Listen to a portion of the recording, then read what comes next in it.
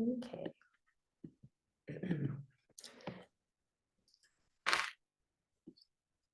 So my presentation is about the book Things Fall Apart.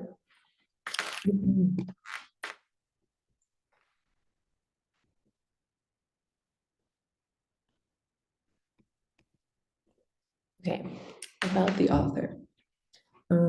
Chinua Achebe was a Nigerian novelist known for his portrayals of the social and psychological confession brought on by the adoption of Western values and rituals by traditional African societies. My bad. Okay. His novels cover a wide range of topics, from the initial meeting of an African hamlet with the white man to the educated African's attempt to create a stable, a stable moral order out of the changing values in a great city. His focus was with emergent Africa and its periods of crisis. Okay, Achebe's life, about him. Achebe was raised in the Nigerian Igbo town of, man, these words are kind of hard to pronounce, so bear with me, but I mean, I'm trying my best. Ojidi. Okay, so town of Ojidi, somewhere in Africa.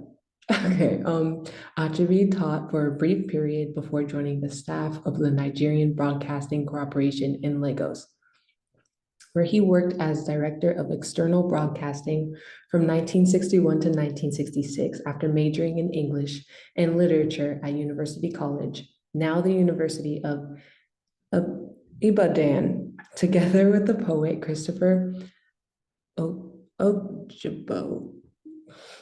These names are hard to pronounce, but anyways, he co-founded a publishing house in Enugu in 1967. Ojabo passed away soon after in the Nigerian Civil War for Biafran independence, which Achebe openly supported. Achebe traveled to the United States in 1969 with authors Gabriel Okanara, Cyprian Ekwenzi to give university lectures. He was named a research fellow at the University of Nigeria upon his return to Nigeria, where he later rose to the rank of professor of English, which he held from 1976 to 1982. He moved to the United States, began teaching at Bard College in Annandale on the Hudson, New York, following a car accident that left him largely paralyzed in Nigeria in 1990. Achebe left Bard in 2009 to become a professor at Providence, Rhode Island's Brown University. About the book. Things Fall Apart is about the tragic fall of the protagonist Okanakwo and the Igbo culture. Okanakwo is a well-liked and powerful figure in the Igbo neighborhood, in Amufia in Western Nigeria. Wow, these words are really hard to pronounce. Anyways, when Okinawa trumps over this is making me sound crazy.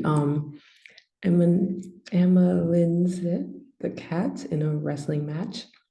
He first achieves personal glory and distinction, as well as bringing respect to his village, despite his father's weaknesses.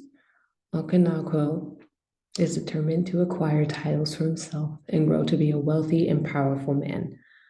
Onako, Okinawa's father, was a greedy and lazy man.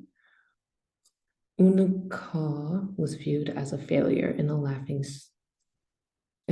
stock in the neighborhood. I'm sorry, I lost my face. Anyways, he was referred to as an agbala, a person without property who mimics a woman's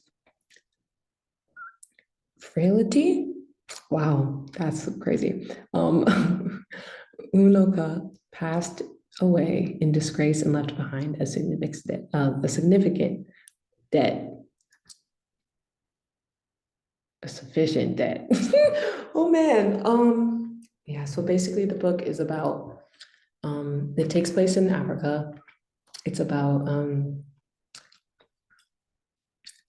a certain culture in Africa, as you know, as I just said. And yeah, sounds very interesting. This is something that I took off a site when I was doing research on the book and about the book. So, a simple story of a strong man whose life is dominated by fear and anger. Things Fall Apart is written with remarkable economy and subtle irony. Uniquely and richly African, at the same time, it reaches Achebe's keen awareness of the human qualities common to men of all times and places. And that's where I cited it from. And then this is a picture of the book, like without the cool picture on the front. Anyways, the social and historical relevance of Things Fall Apart. So here's a picture. This basically looks like the cover, but it's like in the one in the middle, that's basically what it looks like. This took a long time to find, by the way. Anyways, Things Fall Apart is set in the 1890s and portrays the clash between Nigeria's white colonial government and the traditional culture of the indigenous Igbo people. The stereotyped European images of native Africans are demolished in Achebe's book. He takes effort to accurately depict the sophisticated, complex social organizations and culture traditions of Igbo culture that existed before European contact. He takes equal care not to generalize about Europeans too.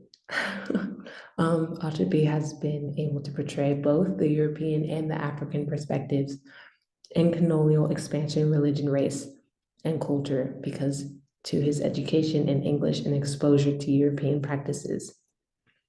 It's significant. It's sufficient. Why do I keep doing that? Anyways, it's sufficient that he chose to write Things Fall Apart in English.